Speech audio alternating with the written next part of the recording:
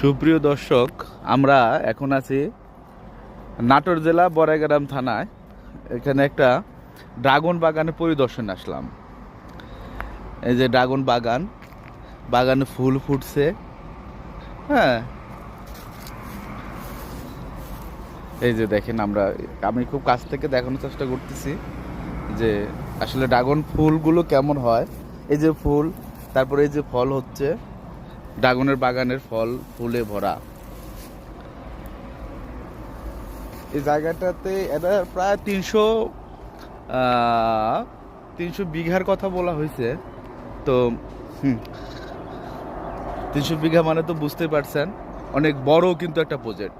তার পাশাপাশি এরা কিন্তু আবার আরেকটা জিনিস করছে, সেটা হলো এই যে মালটার বাগান। হ্যাঁ, এই মালটার বাগান দেখেন, আমি খুব কাছ থেকে দেখানোর চেষ্টা করতেছি মালটার বাগান।